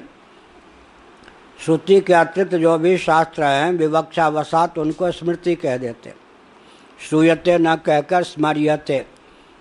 पुराण भी, इतिहास भी, स्मृतियाँ भी सब स्मृति पदवाच्य है। श्रुति के अतिरिक्त का नाम स्मृति। तो व्याकरण भी हो गया तो स्मृति के अंतर्गत है वो। वेदानाम वेदम, व्याकरण का नाम क्या है छांदोग्य उपनिषद में, वेदानाम वेदम, वेदों का वेद। इसलिए उपनिषद या वेद आदि के भाष्य को भाष्य कहते हैं, व्याकरण के भाष्य को महाभाष्य कहते हैं। क्योंकि वेदानाम वेदम किन्होंने कहा, नारद जी ने। वेदों का जो वेद है उसका भी मैंने अध्ययन किया। गणित जानते थे या नहीं नारद जी? राशिम, राशि शब्द का प्रयोग किया है। भगवान शंकराचार्य ने राशि का अर्थ किया गणित। गणित के भी विद्वान देवर्षि नारद थे, व्याकरण के हम भी विद्वान थे, वैयाकरण थे। वेदानाम वेदम, वेदों का जो वेद है, वेदों का भी वेद, क्योंकि वेदार्थ की निष्पत्ति बिना व्याकरण के नहीं हो सकती, इसलिए वो वेदों का भी वेद है। अब सदृढ़ विसरण के अर्थ में, गति के अर्थ में, अवसाधन के अर्थ में, शिथिल कर दीजिए, कुंठित कर दीजिए, निर्मूल कर दीजिए। उप और नी उपसर्ग हैं, समीपता से और नी नितराम अत्यंत शिथिल कर दीजिए, निर्मूलय कर दीजिए, ये सब। और गति अवगति के अर्थ में भी है। उदाहरण के लिए अगर किसी को 5000 वर्षों के लिए देहत्याग के बाद स्वर्ग मिल जाता है, तो वह स्वर्ग भी उपनिषदर्थ है या नहीं है? 5000 वर्षों तक तो उसको जुकाम नहीं होना है और जन्म मृत्यु नहीं होने। क्या हुआ? दुख को शिथिल कर दिया या नहीं? इसलिए अच्छा, यहाँ पर उपनिषदर्थ क्या है? किसी को भगवान ने शयन की, भोजन, वस्त्र, आवास आदि की पूर्ण व्यवस्था प्रदान की है। उपनिषदर्थ यह भी है, भूख की ज्वाला, प्यास की ज्वाला, मच्छरदानी की व्यवस्था है, मच्छर के चपेट, आजकल कूलर, हीटर, सर्दी गर्मी के चपेट, वो भी उपनिषदर्थ है। लेकिन सचमुच का उपनिषदर्थ क्या है? समग्र दुखों का मूल जो अज्ञान है, उसका आत्यंतिक उच्छेद जिस विद्या के द्वारा हो, वो ब्रह्म विद्या का नाम उपनिषद है। बाकी तो क्या है? आपेक्षिक स्वर्ग की प्राप्ति भी उपनिषदर्थ है, क्योंकि इतने समय के लिए जन्म मृत्यु के चपेट से दुर्योधन ने क्या कहा, उसकी बात स्मरण करके खूब हम हंसते हैं। तुमने मर्यादा का अतिक्रमण करके जांघ पर गदा का प्रयोग किया, तुम अत्याचारी अन्यायी गिने जाओगे, तुमसे पहले स्वर्ग में जाऊंगा, और तुमको इतने व्यक्तियों की हत्या सताती रहेगी, और सुनो जीवन भर में जुकाम भी का भी शिकार नहीं हुआ दुर्योधन ने कहा एक दिन के लिए भी बीमार नहीं पड़ा तो हम लोग जब जो कष्ट होता है तो हम कहते हैं, दुर्योधन ने कहा एक दिन के लिए बीमार नहीं पड़ा, 1 मिनट के लिए। आनंद पूर्वक तुम्हारी भी संपत्ति का अपहरण करके भोग किया, अब भी न्यायपूर्वक युद्ध में घायल होकर प्राण छोड़ रहा हूँ, तुमसे पहले स्वर्ग में जाऊंगा ठीक है। इसीलिए विशरण भी है, गति भी है, अवसाधन भी है। किसी भी ढंग से प्राप्त दुख का निवारण हम करते हैं तो आंशिक उपनिषदर्थ है। वह पूर्ण तो तभी है जब भवमूल अज्ञान का उच्छेद हो जाए। आत्यंतिक जन्म मृत्यु के अनादि अजस्र परंपरा का आत्यंतिक उच्छेद करने वाला जो ब्रह्मात्म तत्व का एकत्व विज्ञान है, उसी में उपनिषद शब्द पूर्ण रूप से चरितार्थ है, और अन्यत्र जो है आंशिक चरितार्थ।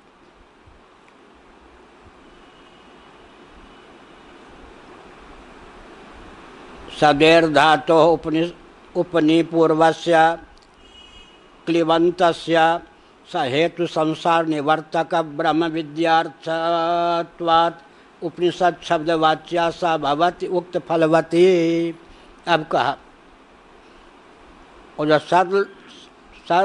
सदली धातु है, उपनी उपसर्ग पूर्वक क्लिबंत है ना, हाँ क्विबंत है। वो क्या है?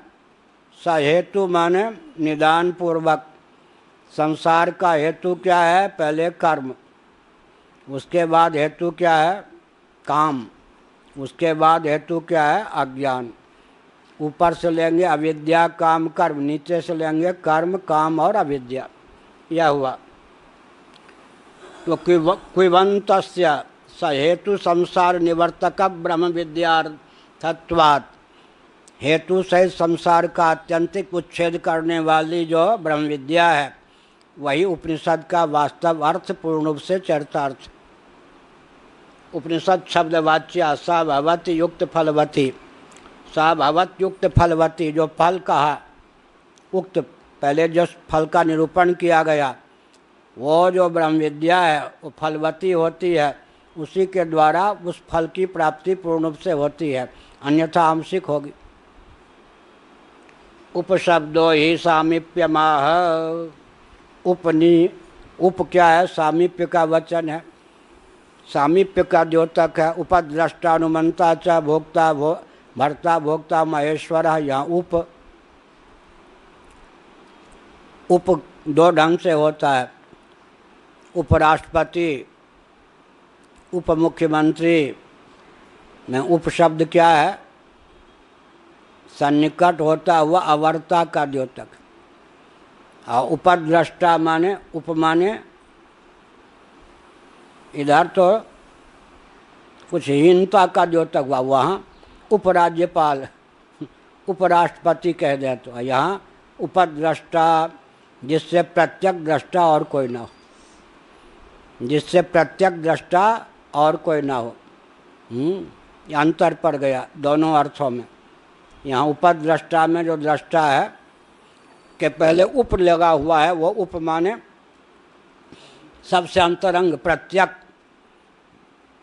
रूपम दृश्यम लोचनम दिक् तदृश्यम दिक्तु मानसम दृश्याधिवृत्तयः साक्षी दृगेव न तो दृश्यते। जिससे प्रत्यक्ष और कोई दृष्टा न हो, चरम दृष्टा, चरम दृष्टा का नाम हो गया उपद्रष्टा। यहाँ उप शब्द का अर्थ बहुत महत्वपूर्ण हो गया, यहाँ जूनियर के अर्थ में। उपराज्यपाल कुछ घटिया, उनके समीप माने उपराज्यपाल, राज्यपाल के समीप हो गए। और यहाँ प्रत्यक्ष उपद्रष्टा अनुमंताचा में उप जो लगा, उपशब्दो ही सामीप्यम तच्चा सति संकोच के प्रतीचि पर्यवस्यति, वही है संकोचक। वहाँ जो विसरण गति आदि का है ना, विसरण आदि शिथिलीकरण, वो संकोचक न माने तो क्या होगा? प्रतीचि, प्रतीचि, प्राची प्रतीचि कहते हैं ना, प्रतीचि प्रत्यक्षतया विपरीततया जो भान का विषय होता है वो प्रत्यगात्मा होता है। प्रतीचि पर्यवस्यति, प्रत्यगात्मा में ही उसका पर्यवसान सिद्ध होता है। इसका अर्थ क्या हुआ? इसका अर्थ यह हुआ कि अन्नमय कोश भी आत्मा है, लेकिन फिर उसके आत्मत्व का व्यावर्तन करके प्राणमय कोश में आत्मत्व का आधान किया जाता। फिर प्राणमय कोश के अनात्मत्व को सिद्ध करके मनोमय कोश में आत्मत्व का आधान किया जाता। मनोमय कोश के अनात्मत्व को सिद्ध करके फिर विज्ञानमय कोश में आत्मत्व का आधान किया जाता है। विज्ञानमय कोश के अनात्मत्व को सिद्ध करके फलात्मक आनंदमय कोश में आत्मत्व का आधान किया जाता है। फलात्मक आनंदमय कोश के अनात्मत्व को सिद्ध करके बीजात्मक सौसुप्त सुसुप्ति अवस्था में प्राप्त आनंदमय कोश में आत्मत्व का आधान किया जाता है। ब्रह्मपुच्छम प्रतिष्ठा तैत्रीय उपनिषद अंत में आनंदमय कोश को भी अनात्मा मान करके उससे उपहित जो परमात्मा आत्म तत्व है वो प्रत्यगात्म तत्व है, जिससे अंतरंग कोई आत्मा न हो। इधर प्रतीपतया विपरीततया भाति, ये हैं कौन? भौतिक, देहेन्द्रियादि भौतिक, वो क्या है? इनके विपरीत अभौतिक। ये क्या है? सावयव, वो क्या है? निरवयव। ये क्या है? कार्य, वो क्या है? अकार्य। ये क्या है? दृश्य, वो क्या है? दृष्टा। इनसे विपरीत रूप से जो उद्भासित होता है वह प्रत्यक्ष। प्रत्यक्ष माने अंतरंग, पराक माने बाह्य, जिसकी अपेक्षा सब पराक हों, बाह्य हों, वो प्रत्यक्ष, प्रत्यगात्मा, चरम दृष्टा, साक्षी दृगेव न तो दृश्यते।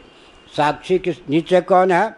किसी का दृष्टा होने की क्षमता, किसी के दृष्टा होने की क्षमता जिसमें ना हो, रूप रस इत्यादि, ये ग्राही ही हैं, ग्राहक नहीं हो सकते।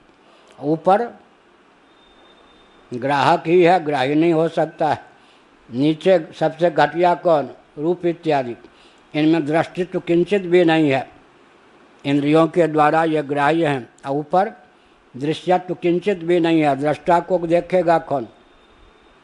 नहीं, दृष्टा को कौन देखेगा? दृष्टा का दृष्टा कौन होगा? वो प्रत्यगात्मा। निशब्दस्य निश्चयार्थ तस्माद् ऐक्यात्म्यं निश्चिन्वतां तद विद्या सहेतुं संसारम साधयति इति उपनिषद उच्यते। अब कहा निशब्द जो है निश्चयार्थक है, जबकि बात ऐसी है, इसलिए ऐकात्म्यम निश्चिन्वताम, जीव और ब्रह्म के एकत्व का जिनको निश्चय हो गया है, ऐसा तद विद्या स हेतु मोजो, जिस विद्या के द्वारा एकत्व का निश्चय होता है वह जो ब्रह्मात्म विद्या है, अध्यात्म विद्या है, हेतु सहित संसार का अत्यंत उच्छेद करने वाली है, अतः उपनिषदर्थ है। इसीलिए मुंडक उपनिषद में कहा गया, ऋग्वेद यजुर्वेद सामवेद ये सब के सब कौन है? अपरा विद्या। अब परा विद्या कौन है? जिसके द्वारा अक्षर तत्व का अधिगम होता है। अब आज समाजियों ने कलम चला दी, लो इनके यहाँ कोई परे विद्या नहीं है। और ऋग्वेद है कह दिया तो उपनिषद का भी ग्रहण हो गया या नहीं? मुक्तिकोपनिषद में लिखा है, जितनी वेद की शाखाएं हैं उतनी उपनिषद हैं। 1180, 1131, 1105 हमने अब ये ग्रंथ लिखा है, लिख रहे अक्षरांक मालिका, अक्षराम्नाय अंकाम्नाय दोनों में सामंजस्य साधने के लिए, उसमें लिखा है। और एक हमारा ग्रंथ है वेद विमर्श, ये ग्रंथ है अकारो वै सर्वावाक। अकारो वै सर्वावाक में इन सब की वेद की शाखा की गणना किस प्रकार है वो सब दिया। अकारो वै सर्वावाक बहुत बढ़िया ग्रंथ बन गया है, छपा हुआ है, अकारो वै सर्वावाक। तो यहाँ पर क्या हुआ, आज समाजियों ने कहा कि लो ऋग्वेद भी अपरा विद्या, यजुर्वेद भी अपरा विद्या, सामवेद भी अपरा विद्या, अथर्ववेद भी अपरा विद्या, तो इसका मतलब उपनिषद भी अपरा विद्या। क्योंकि यजुर्वेद का जो 40वां अध्याय है उसी का नाम तो उपनिषद है। क्या यजुर्वेद का 40वां अध्याय? क्यों? जिसका कर्मों में विनियोग ना हो उसका नाम उपनिषद। उपनिषद का अर्थ है वेदों का वह भाग जो कर्मों में अविनियुक्त हो, विनियोजक वचन ना हो, और जिस स्तर के आत्म तत्व का वर्णन हो उस स्तर का आत्म तत्व कर्मों में विनियुक्त होने योग्य ना हो। दोनों ढंग, कहीं कहीं विनियोजक वचन नहीं होते हैं लेकिन प्रकरण के बल पर विनियोग की कल्पना कर ली जाती। यहाँ विनियोग करने वाला कोई वचन नहीं है ईशावास्यम इत्यादि मंत्र को लेकर। और जिस स्तर के आत्म तत्व का अपहत पापमादि लक्षणों से लक्षित आत्म तत्व का वर्णन किया गया है उस स्तर का आत्म तत्व क्या होगा? कर्ता हो ही नहीं सकता। आग के अग्नि ज्वाला में रुई गिर जाए तो, रुई की ढेर पर अग्नि की ज्वाला गिर जाए तो जलना किसको है? ऐसे ही बात है कि वास्तव में जो ईशावास्यम इत्यादि के द्वारा जिस स्तर के आत्म तत्व का अधिगम होता है उस स्तर का आत्म तत्व कर्मों में विनियुक्त नहीं हो सकता। कर्म की वही स्वरूप ही चिन्ह है। आत्मा को वास्तविक ढंग से हम जान लेंगे तो कर्म हो ही नहीं सकता। कर्म की हो ही स्वरूप ही चिन्ह है। रामचरितमानस। कर्म कब होता है? श्रीमद् भागवत 11 स्कंद अध्याय 23।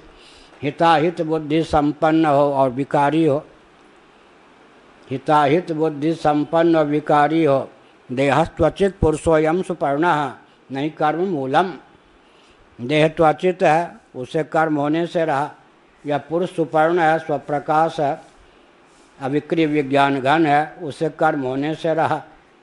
कर्म तो दृष्टिगोचर होता है तो आध्यासिक है, अन्योन्याध्यास मूलक है, जड़ ग्रंथ मूलक है। प्रामाणिक रीति से विचार करें तो न जड़निष्ठ कर्म है, न चेतन के द्वारा कर्म का संपादन संभव है, नहीं कर्म मूलम। कर्म का कोई मूल ही नहीं, मूल न होने पर भी परिलक्षित हो यही माया। तो उसका उत्तर हमारे पूज्य गुरुदेव ने दिया आज समाजियों का। ऋग्वेद मान लिया, ऋग्वेद यजुर्वेद सामवेद को अपरा विद्या कह देने पर उपनिषदें भी अपरा विद्या हो गईं। लेकिन उपनिषदें परा विद्या कब होती हैं? चरम वृत्ति के रूप में। ब्रह्म विद्या अभी आएगा। फिर उपनिषद ग्रंथ का नाम उपनिषद क्यों है? तो इसका उत्तर हम दिया करते हैं। अग्निकुंड में आग है, दाहक प्रकाशक है, किसी ग्रंथ का नाम अग्नि है। अब सचमुच में अग्नि कौन है? दाह प्रकाश से युक्त वस्तु विशेष है या ग्रंथ विशेष? लेकिन ग्रंथ विशेष का नाम अग्नि पुराण या अग्नि क्यों है? क्योंकि अग्नि के स्वरूप का, स्वभाव का, प्रभाव का, मंथन के द्वारा अभिव्यंजन का सारा प्रकल्प उसमें कहा गया। तो गौण अग्नि है ना ये ग्रंथ। ग्रंथ को जब अग्नि कहेंगे तब मुख्य अग्नि का लक्षण उसमें चरितार्थ नहीं होगा, लेकिन इसी के माध्यम से हमको अग्नि तत्व का ज्ञान होगा, अग्नि को प्रकट करने की विधा का ज्ञान होगा। इस प्रकार से ग्रंथ को भी जैसे अग्नि कह देते हैं, सचमुच में दाह प्रकाश युक्त न होने पर भी, ऐसे ही जिस ग्रंथ का विधिवत अनुशीलन करने पर वह चरम वृत्ति क्या है? सोहम अस्मिति वृत्ति अखंडा दीप शिखा सोई परम प्रचंडा आत्म अनुभव सुख सुख प्रकाशा तब मूल भेद ब्रह्म नाशा। वो चरम वृत्ति, स्वपर विरोधिनी चरम वृत्ति का उदय होता है, वही ब्रह्म विद्या है, वही उपनिषद है।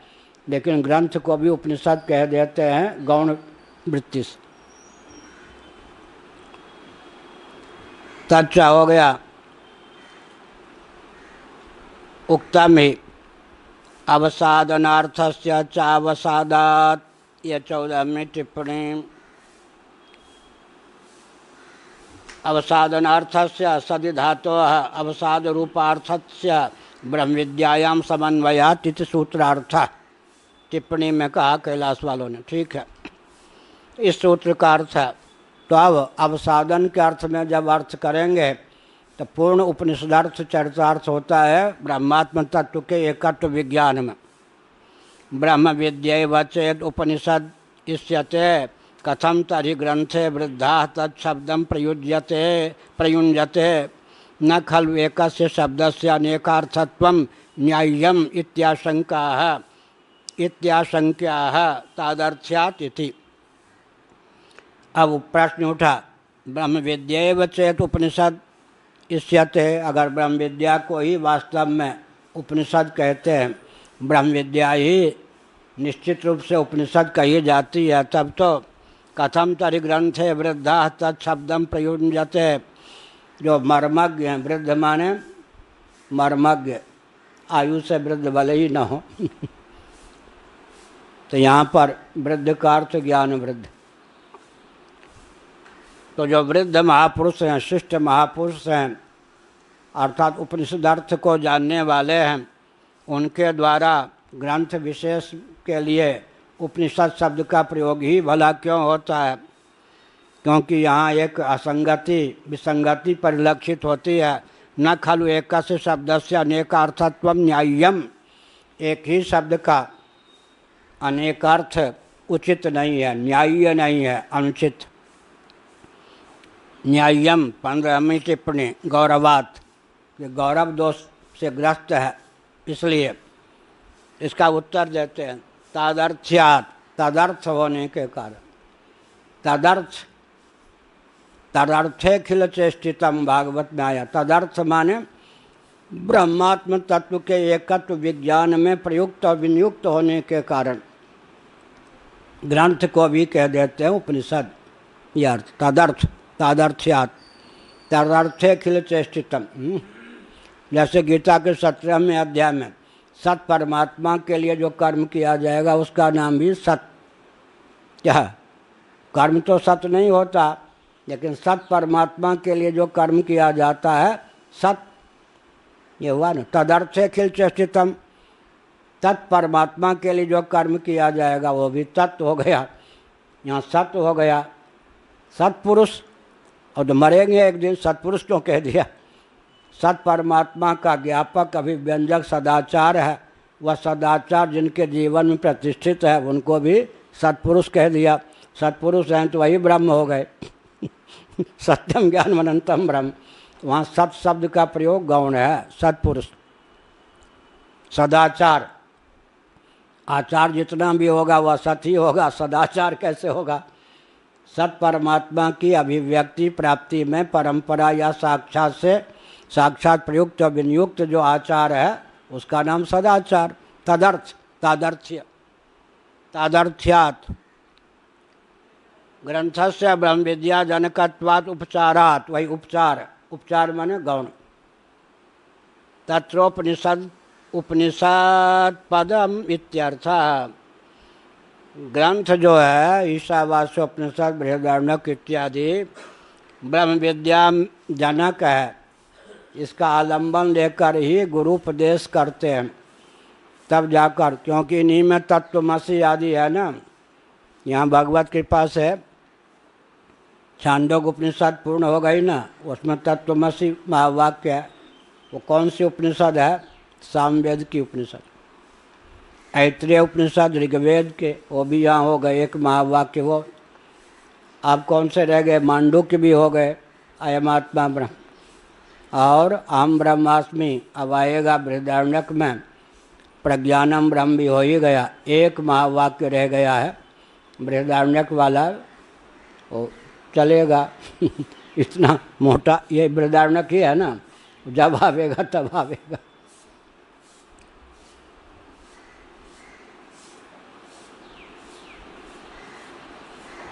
यथोक्त विद्याजनकत्वे ग्रंथस्य किमिति तदद्धेतॄणां सर्वेषां विद्या न भवति इत्याशंक्य श्रवणादिपराणाम् एव आरण्यानुवचनात् वचनादि नियमाधीताक्षरेभ्यः तज्जन्मेति बृहदारण्यक नाम निर्वचनं पूर्वकम् आह सेयमिति।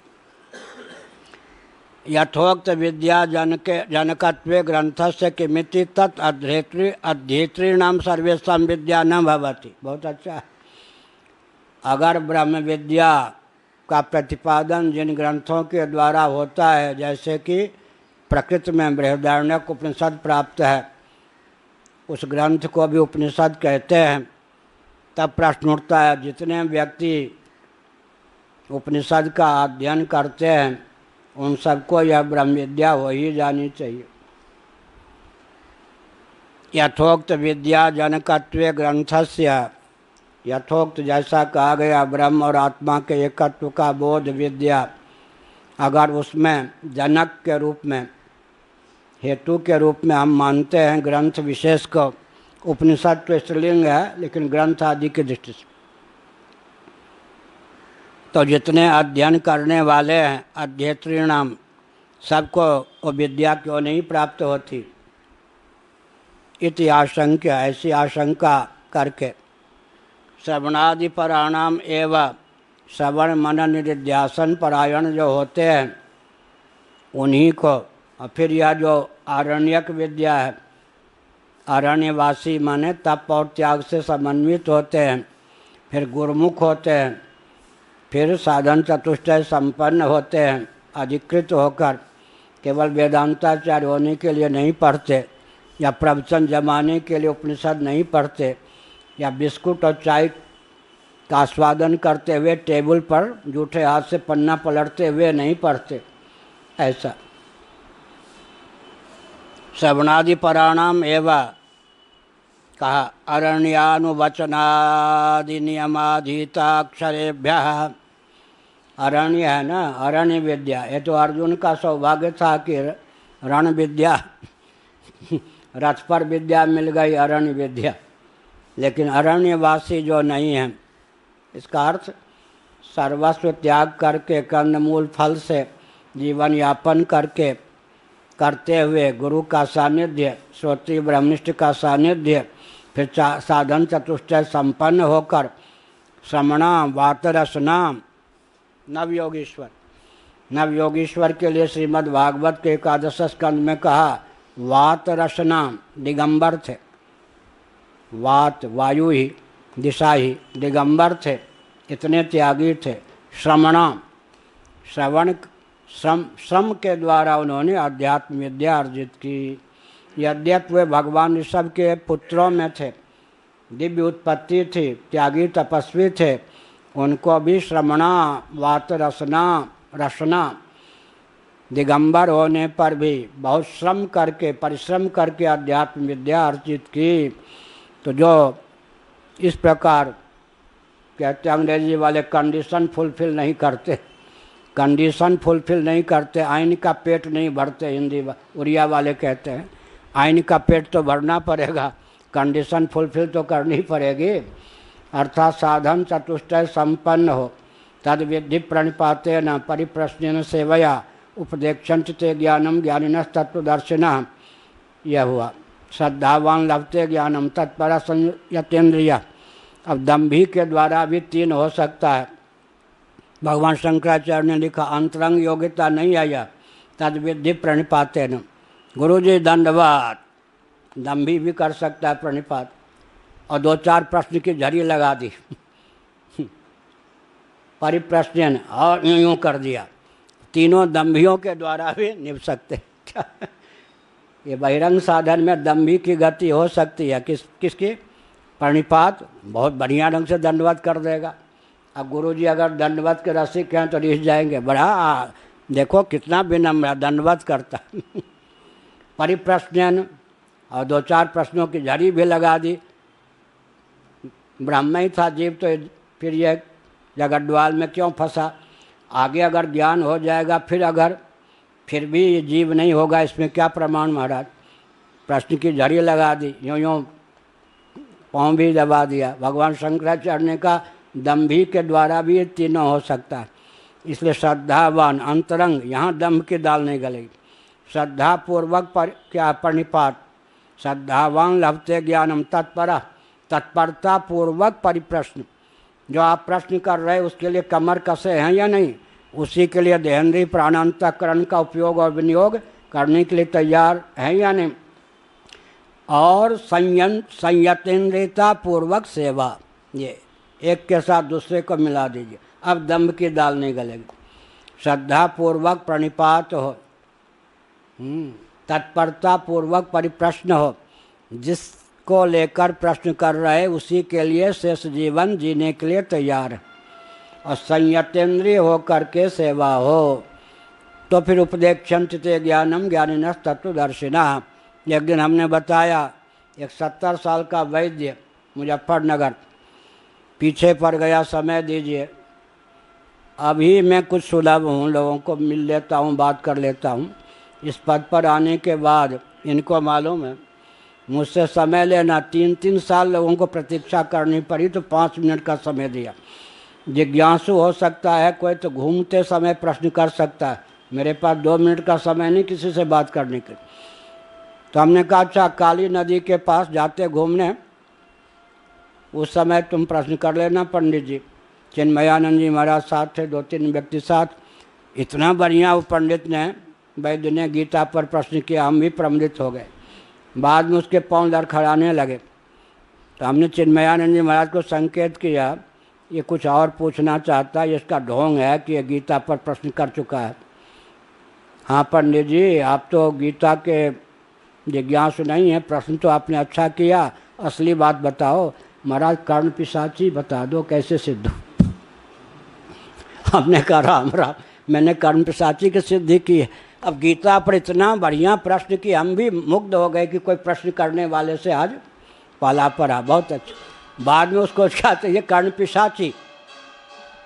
तो अब कल्पना कर सकते गीता पर प्रश्न करने वाले का लक्ष्य कर्ण पिशाची की सिद्धि हो, भी मुझसे मैं भूत प्रेत कर्ण पिशाची को सिद्ध करने, मैंने डांटा भाग यहाँ से तो इसीलिए कहा तो क्यों नहीं होता, इसका उत्तर देंगे आनंद गिरी जी।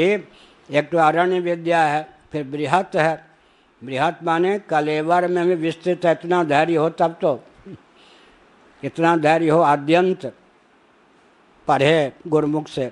फिर क्या है, भाव भी बहुत गंभीर है इसका, तो भाव को लेकर गंभीर है, कलेवर को लेकर बृहत है।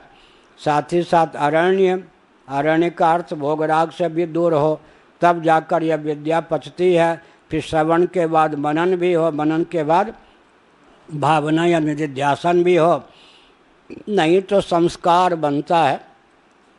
एक ही जीवन में या सुनने पर भी काम नहीं बनता। ओम पूर्णमदः पूर्णमिदं पूर्णात् पूर्णमुदच्यते पूर्णस्य पूर्णमादाय पूर्णमेवावशिष्यते। ओम शांति शांति शांति। नामापि ते च मधुरं मधुरं स्वरूपं कर्मापि ते च मधुरं मधुरा स्मृतिश्च। बुद्धिं प्रबोधय प्रभो मधुबोधशक्तिं विद्यां प्रयच्छ परमां परिभावयामि। नारायणाखिल गुरो भगवन् नमस्ते, नारायणाखिल गुरो भगवन् नमस्ते, नारायणाखिल गुरो भगवन् नमस्ते।